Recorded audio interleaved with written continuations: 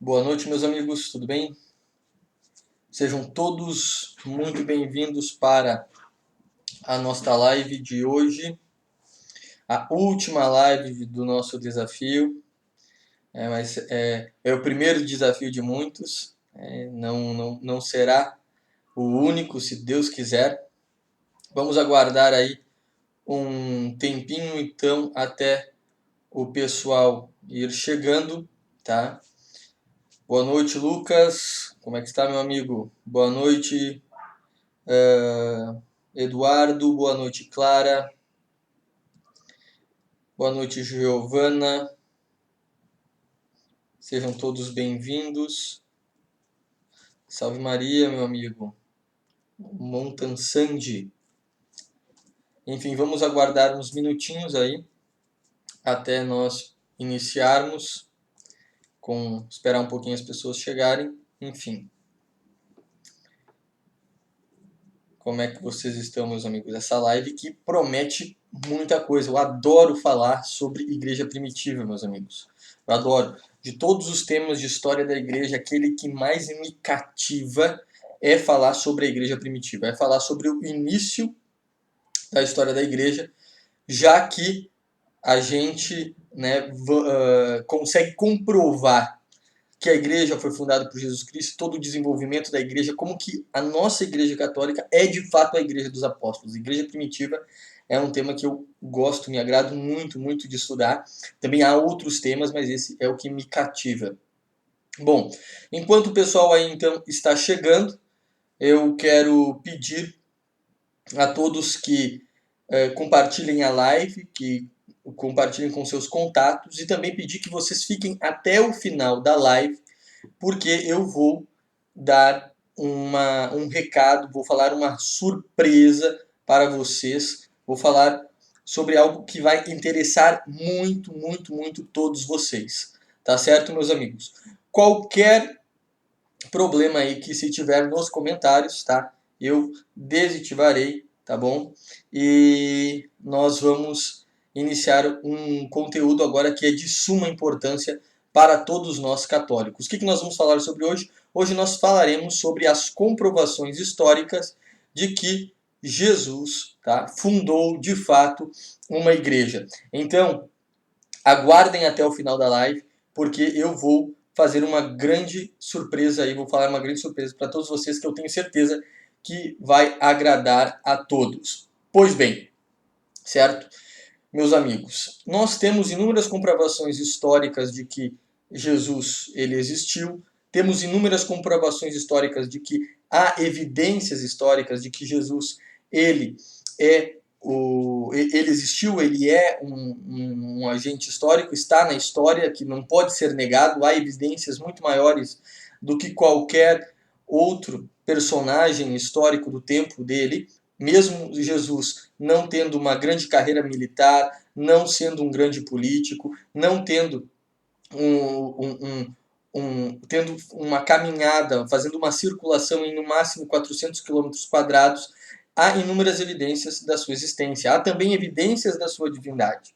Mas eu não vou entrar nesses pontos, depois eu comento um pouco mais sobre cada um deles, mas eu vou comentar sobre um ponto que é muito importante, que é a respeito da fundação da igreja. Então, Jesus, ele, tá?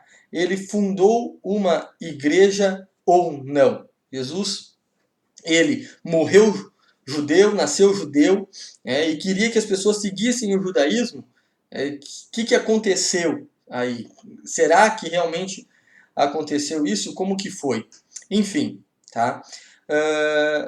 Essas são algumas afirmações que colocam contra a nossa fé, atacando de que Jesus nunca teria fundado uma igreja. Então, o meu objetivo hoje é desconstruir totalmente isso e mostrar com evidências bíblicas, já que a maioria dos irmãos protestantes, eles não acreditam na patrística, falar com evidências bíblicas que Jesus de fato construiu uma igreja e também falar com evidências a partir da patrística, vertentes, narrações históricas que comprovam que a igreja que foi fundada por Jesus Cristo, é a Igreja Católica, Apostólica e Romana. Ok? Vamos lá. O primeiro texto assim que já é comum para todos nós, um texto que todos nós usamos para falar a respeito da fundação da igreja, é o capítulo 26 de São Mateus, perdão, 16 de São Mateus, aonde São Mateus narra o momento onde Jesus diz para Pedro: Pedro, tu és pedra, e sobre ti eu edificarei a minha igreja. É esse texto que São Mateus narra. É muito interessante porque o Evangelho de São Mateus, ele foi um dos únicos evangelhos, é o único, perdão, o evangelho escrito em hebraico, tá? São Mateus, ele escreve o evangelho em hebraico, não escreve em grego como os outros. Então, quando ele usa ali a palavra pedra, tá? Ele está se referindo à palavra do aramaico que significa kepa, que significa de fato pedra. Não que São Pedro estava sendo chamado de Pedro, ali, que estava sendo chamado, que era um nome que Nosso Senhor Jesus Cristo estava dando a ele. Não, na verdade, ele estava falando realmente que ele era a pedra. Essa palavra, kepa, significa também fundamento. Então, esse texto ele já comprova aí a própria questão de que Jesus de fato ele deixou algo para depois, que Jesus ele fez toda a sua missão e deixou a igreja para continuar os seus passos. Entretanto, eu não vou usar esse texto. Eu também não uso muito para falar, quando eu dou meus cursos a respeito de história da igreja, eu não gosto de usar o texto já que é muito conhecido, mas eu gosto de fazer uma relação entre as cartas de São Paulo e o Evangelho de São Mateus, capítulo 28, versículo 19, aonde então Jesus dá o seu último mandamento para os apóstolos. Qual foi o último mandamento que Jesus deu aos apóstolos? Ide, ensinai tudo aquilo que vos preguei, batizai em nome do Pai, do Filho e do Espírito Santo e observai os mandamentos. Este evangelho, tá? Esse texto, essa parte das Sagradas Escrituras, ela aqui é muito importante porque nós temos aqui ordens, temos aqui verbos nos quais Jesus ele está ordenando a ação dos apóstolos. Jesus que de fato ele existiu.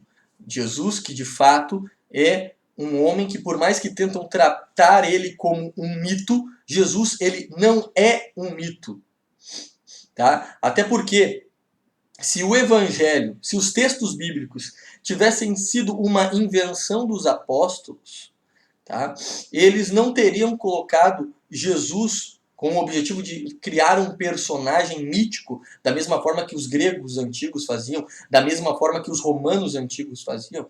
Se Jesus tivesse feito, se os evangelistas tivessem de fato feito isso, eles não teriam colocado algumas informações a respeito da vida de Jesus, como por exemplo, que Jesus, ele, em vez de morrer como um ato heróico, ele teve a morte mais humilhante de todas. Inclusive, além de ser crucificado, foi crucificado no meio de dois ladrões. Então, é uma coisa assim que dizer que as Sagradas Escrituras elas são uma invenção, isso aí é uma grande besteira. Dizer que a história de Jesus é uma grande invenção é uma besteira. Atualmente, 95% dos historiadores acreditam que Nosso Senhor Jesus Cristo existiu. Entretanto, há alguns que não querem acreditar na divindade dele. Mas não tem como acreditar na pessoa de Jesus sem crer na divindade. E é por isso, gente,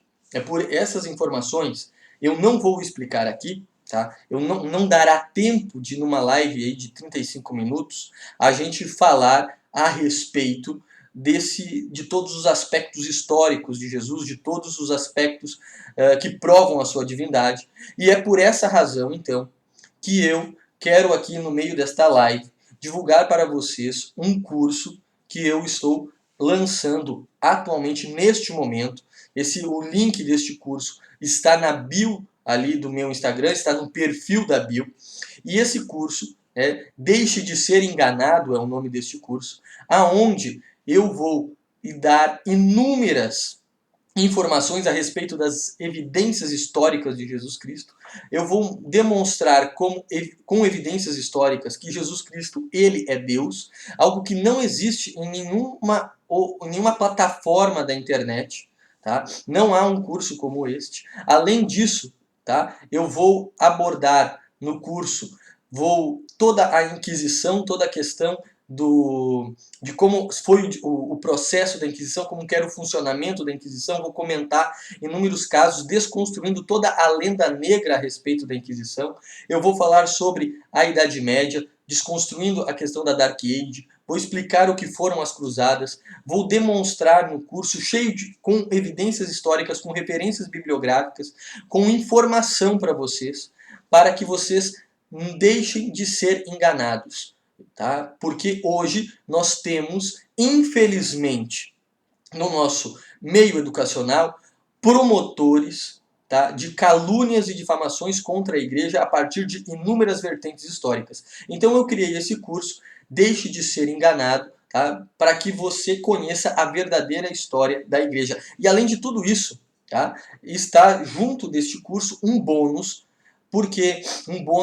a respeito de um mini curso bônus chamado Os Santos que Todo Católico Deve Conhecer. Lá eu vou falar sobre os mártires do século XX, eu vou falar sobre Santa Teresinha do Menino Jesus, sobre Santa Teresa, Santo Inácio, Santo Antão, Santo Agostinho, São Bento, enfim, são inúmeros santos, tá? Os mártires do século XX são inúmeros santos porque nós precisamos hoje, tá? Como foi aquela primeira live que eu fiz a respeito do papel da igreja na sociedade, o chamado civilizacional, o chamado, né, da questão da importância da santidade. Hoje nós precisamos de, mais do que nunca, conhecer a vida dos santos, porque são a vida dos santos que edificam a nossa igreja. Então, depois que terminar a live aqui, por favor, acesse o link lá na bio e tenha acesso a todo este material, além de você também ter acesso a todas as lives exclusivas do desafio, que vão sair lá do grupo do Telegram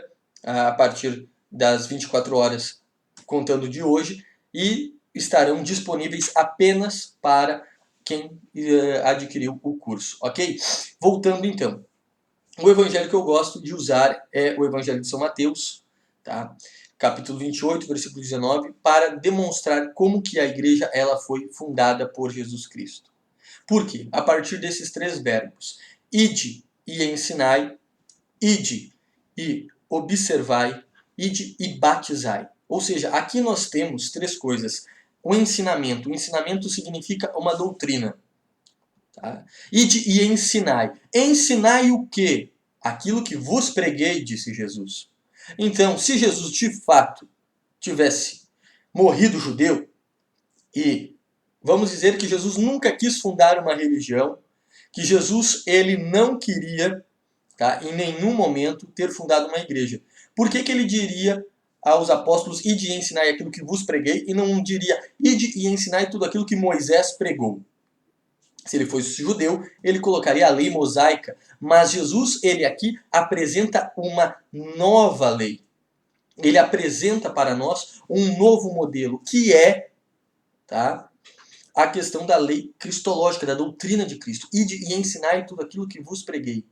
Tá? Observai aqui há preceitos morais, os quais Jesus ensinou os apóstolos, que depois serão compartilhados com o restante da humanidade. Além disso, batizai. Batizai aqui significam os sacramentos. Por que esse texto aqui é tão interessante? Porque dentro do processo do desenvolvimento histórico da igreja, no seu início, lá por volta do ano 40, tá, nós temos a conversão de Saulo.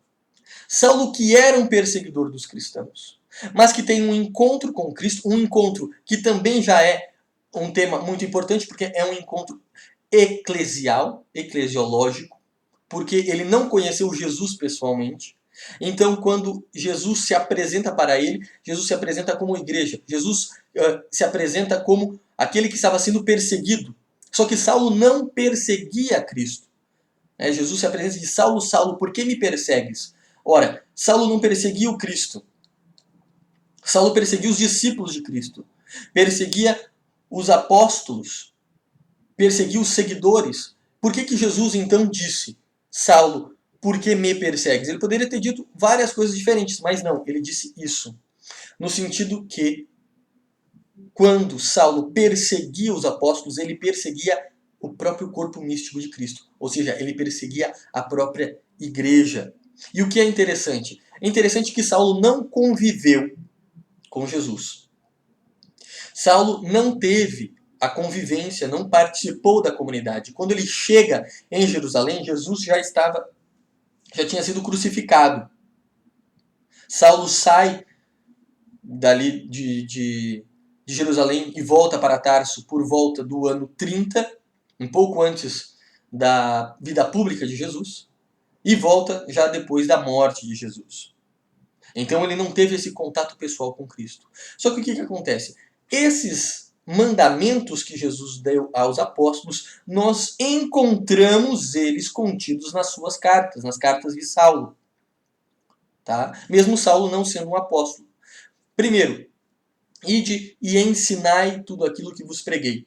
Tá? Quando nós pegamos a primeira carta aos Coríntios, capítulo 15, versículo 5, onde nós temos ali Saulo detalhando todas as comprovações históricas que comprovam publicamente que Jesus ressuscitou, e ele escrevendo a carta aos Coríntios, ele diz o seguinte, na carta: Jesus apareceu para 300 pessoas, apareceu para os apóstolos, apareceu para 2 discípulos de Emaús, apareceu para as mulheres, apareceu assim, assim, assim, assado. Só que isso não foi apresentado a mim. Isso eu recebi com os apóstolos. Ou seja, nós temos aqui uma doutrina que está passando, a sucessão apostólica. Batizai em nome do Pai, do Filho e do Espírito Santo. Os sacramentos. Quando nós pegamos lá no capítulo 11 de São Mateus, versículo 17, aonde nós encontramos ele, perdão, 1 Coríntios, tá? Eu falei São Mateus, desculpe. 1 Coríntios, tá? Capítulo 11, versículo 17, aonde nós encontramos no texto bíblico, no próprio texto bíblico, São Paulo falando o que é a missa. E ali ele diz, isso que eu estou apresentando a vocês, eu já recebi dos apóstolos. Novamente, uma sucessão no ensino, uma sucessão na doutrina. O ensinar, o batizar, observar os mandamentos. Nós pegamos lá na carta de 1 Coríntios, capítulo 5, tá?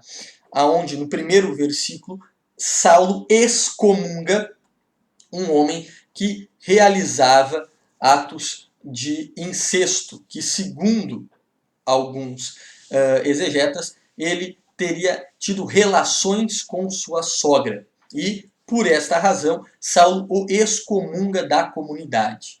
Veja só que interessante isso. Então nós conseguimos perceber, tá, que os mandamentos que Jesus deu aos apóstolos, eles são repetidos depois por Saulo, mesmo ele não sendo um apóstolo.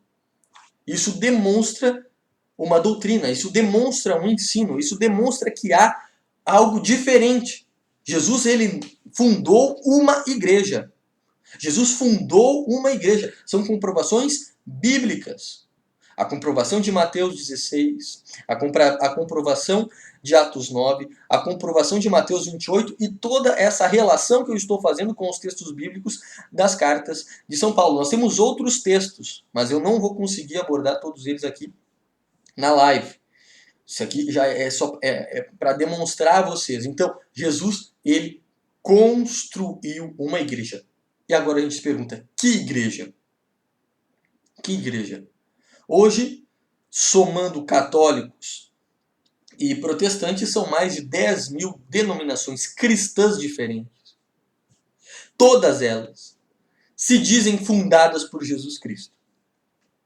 Os luteranos, os calvinistas, os puritanos, os neopentecostais, os pentecostais, a igreja da sua esquina, todos dizem a mesma coisa. Jesus fundou uma igreja. Agora qual? Qual foi? Foi a Igreja Católica Apostólica Romana. Como que nós sabemos disso? Como que nós conseguimos perceber que foi, de fato, essa a igreja fundada por Jesus Cristo? Primeira informação, tá? É a igreja mais antiga. A igreja mais antiga se aproxima mais da pessoa de Cristo, por causa da sucessão apostólica. Tá? A Igreja Católica, por mais que os protestantes dizem que teria sido fundada por Constantino no século IV, né, depois do Édito de Milão, no ano de 313, tá? Ela, querendo ou não, é a mais próxima. Só que os protestantes, eles alegam que, na verdade, todo mundo era cristão, que não existia igreja, que não existia hierarquia entre as comunidades, que não existia entre eles uma doutrina, que cada um era por si, só que de repente apareceu Constantino e quis fundar uma igreja de normativas, obrigando todo mundo, porque é o primeiro, é só depois do Édito de Milão que aparece o primeiro documento, vamos dizer assim, doutrinal, porque é só depois que tem o primeiro concílio, né, no ano de 325. Então os protestantes juntam essas informações e dizem, não existia igreja antes católica. Isso aí é mentira de vocês. Isso aí é como veio uma vez uma protestante me xingar no Instagram, dizendo que o que eu estava fazendo era mentindo para as pessoas, porque nós éramos os hereges. Veja, heresia é uma palavra que vem da própria doutrina católica. Heresia é aquele que não segue o dogma. É aquele que escolhe estar fora do dogma. Isso é heresia. Tá? E daí, eles usam próprias palavras do catolicismo para nos acusar de hereges e contrários à própria fé católica. O que é uma balela. O que é uma balela? Então, vejam aqui. Prestem bastante atenção. Agora, tá?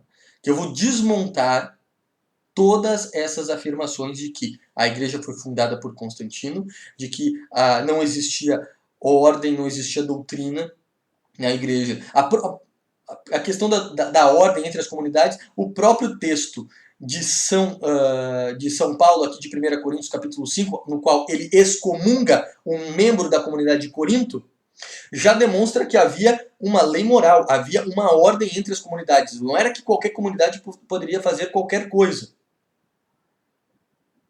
Não era bem assim. Então isso ali já prova. Entretanto, vamos mais a fundo. Pois bem, quando a palavra católico apareceu pela primeira vez?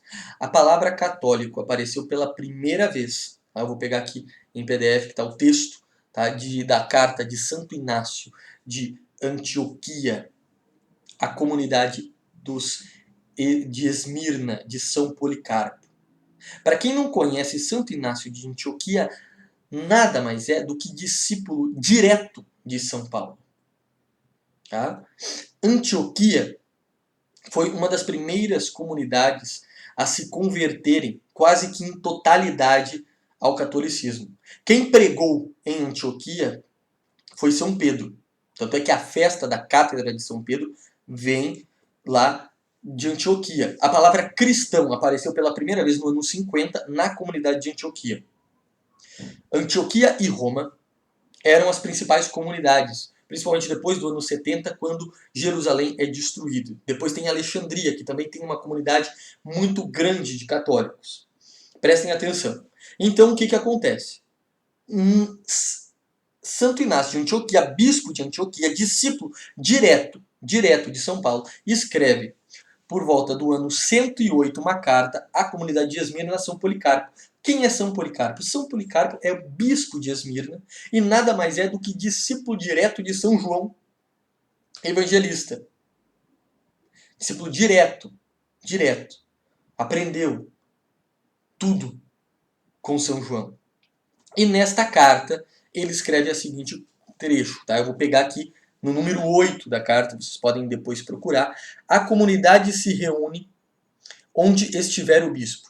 E onde está Jesus Cristo, está a Igreja Católica. Veja, a primeira vez que aparece a palavra católica, que significa universal, católicos. Por que católico significa universal? Porque os judeus, eles são particularistas. Os judeus, eles não são universalistas. Quem se salva para os judeus? Quem é da família judaica. Então, nós somos judeus, tá? E nós seremos salvos. Os outros, o problema dos outros. Nós fomos a nação escolhida. Ok? É isso que os judeus falam. Agora, os católicos não. Os católicos são universais. É para todo mundo. É para atingir todo mundo. Então, o que São Inácio de Antioquia coloca lá? A Igreja Católica. Depois, no século IV, São Cirilo, tá, vai usar a palavra católico para diferenciar os hereges arianos daqueles que estão com a verdadeira doutrina dos apóstolos, que é a Igreja Católica. Então veja aqui, ano 108, Constantino 313. Como que Constantino teria fundado a Igreja Católica se a palavra católica já existia? Já era de forma comum. Depois São Cirilo, no século IV, usa para diferenciar antes de Constantino. Então, a Igreja Católica é aquela que tem a fé dos apóstolos. Católico, por quê? Porque significa universal. Universal. Ok? Então, primeiro ponto. Igreja Católica. Jesus fundou uma igreja. Todos perceberam? Sim. A igreja fundou uma igreja. Jesus fundou uma igreja. Jesus fundou uma igreja. Que igreja é essa? Católica. Que mais? Apostólica. Da onde vem a palavra apostólica? A palavra apostólica vem já, a própria palavra expressa isso, vem de apóstolo, de apostolado, ou seja, a igreja que perpetua os passos dos apóstolos. A igreja que continua os passos dos apóstolos. A minha fé é a fé de Pedro. A sua fé é a fé de São João. A sua fé é a fé de São Lucas. A sua fé é a fé de São Tiago. Vocês estão entendendo isso? Esses homens todos acreditavam em Nossa Senhora. Esses homens todos acreditavam nos sacramentos. Esses homens todos acreditavam na divindade de Jesus Cristo. Acreditavam em todos os milagres. E esta fé, ela vai sendo sucedida, ela vai sendo passada, ela vai sendo perpetuada ao longo da história. Então nós temos lá, eu gosto de usar o exemplo de São Paulo, né? De São João. Nós temos São João. São João morre por volta do ano 100, 105 depois de Cristo. Foi o único em 100 anos de catolicismo, desde o ano 33 da morte de Jesus, São João foi o único de todos que não foi martirizado. Depois vai aparecer Santo Antão, 150 anos depois. Os únicos em 300 anos que não foram martirizados foi São João e Santo Antão. Impressionante, impressionante. Enfim, mas São João não foi. São João deixou um discípulo, São Policarpo. São Policarpo morreu com 82 anos. Aí, por volta do ano 155, ano 160. Veja, já são mais de 130 anos, 120 anos depois da morte de Jesus. E nós temos Jesus, São João, São Policarpo. São Policarpo teve um discípulo chamado Santo Irineu de Lyon, que vivia na Turquia e depois vai ser bispo em Lyon, que morre lá que escreve o livro Contra as Heresias o que é um livro muito interessante, porque ele combate a heresia do arianismo, dizendo, olha, esse negócio aí de dizer que Jesus não é divindade, Jesus nunca falou isso, São João nunca falou isso, Santo Irineu nunca falou isso. Então de onde vocês estão tirando isso? Que balela é essa? Eu ouvi São Policarpo. Né? São Policarpo viu São João. Então a sucessão está ali, a sucessão apostólica. Depois nós temos ali, algumas gerações depois, Santo Hilário, também bispo, que vai dar continuidade à questão apostólica. Isso já dão aí 280 anos.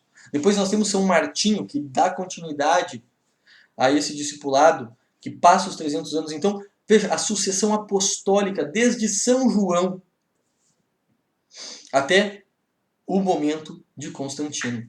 Está ali. Então a igreja é apostólica.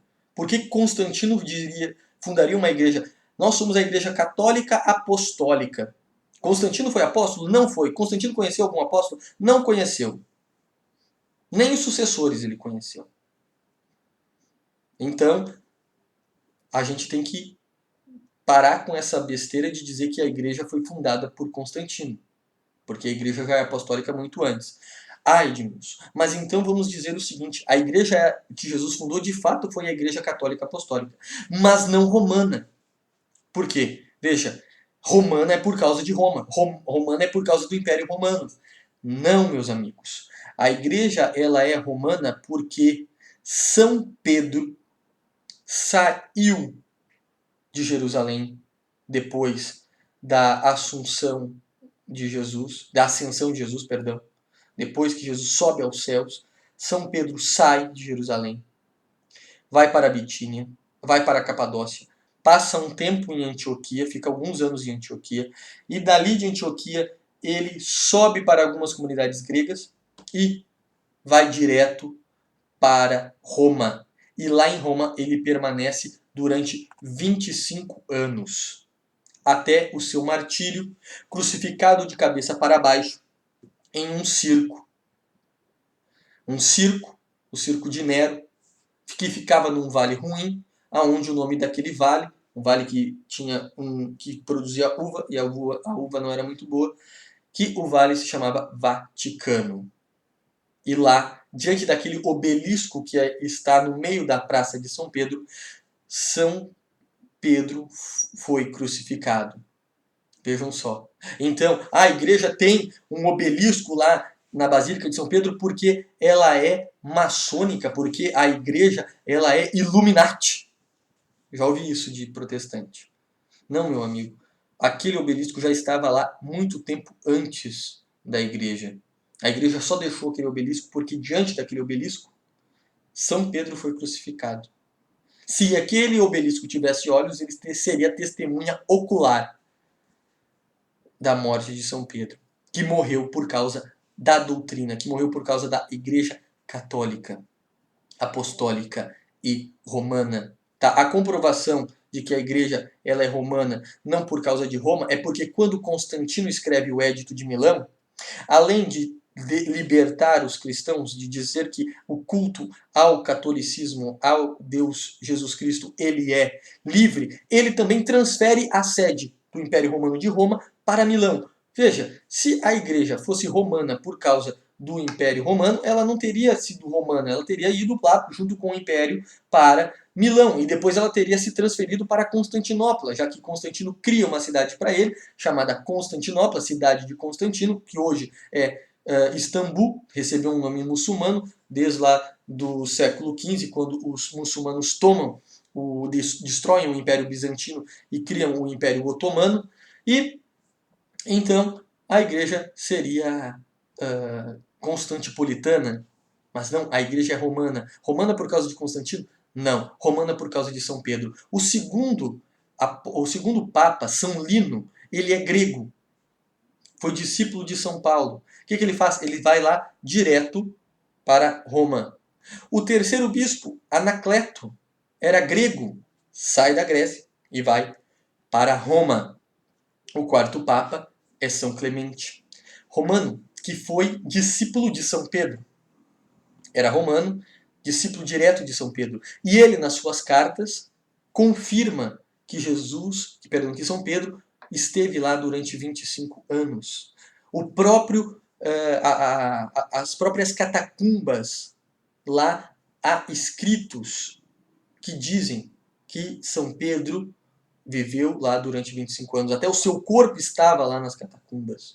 Depois ele vai ser transferido para a Basílica de São Pedro, depois da libertação do cristianismo.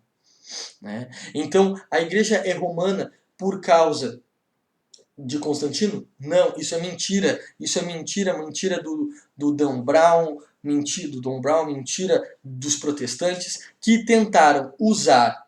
Tá? Por que os protestantes dizem isso? Porque a igreja não emitiu nenhum documento oficial antes do século III, antes do início do século IV. Antes de 313 não tem nenhum documento oficial da igreja. Sério? E agora? Por que não tem? Não tem um documento, né, dizendo, isso aqui é o magistério da igreja, isso aqui é doutrina. Tem os textos dos padres da igreja. Né? A igreja não tinha ainda o magistério, tinha tradição. Tinha tradição. Depois veio o magistério. Por que não tinha magistério? Porque os apóstolos não conseguiam se reunir, os bispos não conseguiam se reunir. Eles perdiam a cabeça, literalmente por causa do martírio. Eram mortos pelo próprio Império Romano. Como que uma religião não oficial, sendo perseguida por todos os imperadores romanos, em sua maioria, depois do ano 192, a sua grande maioria, quase que 100% vão perseguir os cristãos. Como que eles, ali aqueles homens, iriam se reunir para discutir a fé? Para morrer? Não. Não precisava discutir a fé. Como dizia Orígenes, se referindo ao tempo da perseguição, naquele tempo não havia meio termo. Ou você era cristão, mártir, ou você era idólatra. Não tinha meio termo, não tinha como você ficar em cima do muro. Então, a Igreja Católica foi a igreja fundada por Jesus Cristo. A Igreja Católica, Apostólica, Romana foi a igreja fundada por Jesus Cristo. E isso depois foi testemunhado pela palavra e também pelo sangue dos seus sucessores, dos discípulos e dos sucessores dos discípulos. Então, aí nós fechamos então a live de hoje, né, sobre esse tema. E agora eu falo a respeito da surpresa que eu gostaria de falar para vocês, tá bom? Então, nós estamos aqui, eu estou indicando para vocês acessarem ali o meu perfil e a partir daí vocês terem acesso, tá, a um curso que eu desenvolvi com o objetivo de fazer com que todas as mentiras, as principais mentiras contadas a respeito da igreja, sejam desconstruídas. As mentiras do seu professor, as mentiras do seu colega, as mentiras do professor da universidade. Então eu vou dar argumentação para que vocês tenham o conteúdo e não percam a fé. Eu tive muitos amigos que perderam a fé porque não conheciam, não amavam a igreja. Então, nós vamos abordar neste curso os seguintes temas, tá? A questão a respeito das evidências históricas de Jesus Cristo, tá? A divindade de Jesus Cristo, as comprovações históricas de que ele fundou uma igreja, como eu expliquei aqui para vocês, sobre qual é a missão da igreja, como que foi essa sucessão, como que foi o início da missão da igreja na conversão dos apóstolos, tá? Na conversão dos bárbaros, o próprio desconstruir toda a ideia de que a Idade Média foi a Idade das Trevas, um período mais áureo, a questão de toda a cristandade. Então ali nós vamos falar sobre como que a religião foi o berço da civilização ocidental, tá? Nós temos ali também toda a matéria a respeito da Inquisição, desconstruir todos os mitos sobre as cruzadas, sobre a reforma protestante, sobre a evangelização da igreja na América, e além de tudo isso, você vai ter acesso a um curso bônus a respeito de todos os santos que todos os católicos devem conhecer.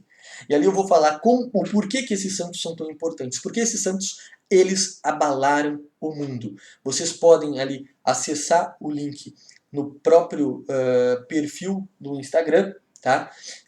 Depois, se alguém quiser perguntar alguma coisa, pode mandar ali no direct que eu responderei, tá certo, meus amigos? Então, acessem o curso, tá? Adquiram esse curso, ele está em uma enorme promoção por causa desse momento, porque dessa semana aí de Black Fraud, e enfim, é uma semana aí que o carrinho vai ficar aberto, ele vai estar sendo aberto neste momento e vai ser fechado na segunda-feira que vem. Tá certo, meus amigos?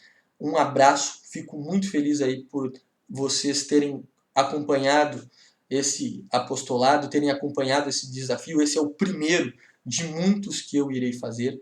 Fico muito feliz os testemunhos que vocês colocam, dão força para o apostolado. Fico muito feliz. Compartilhem também com o contato de vocês e quem quiser ter o acesso depois à live, ela vai ficar salva lá no grupo do Telegram durante 24 horas e depois todas as lives serão levadas para o curso exclusivo aí que vocês estão tendo acesso. Tá certo, meus amigos? Um abraço e Deus abençoe a todos.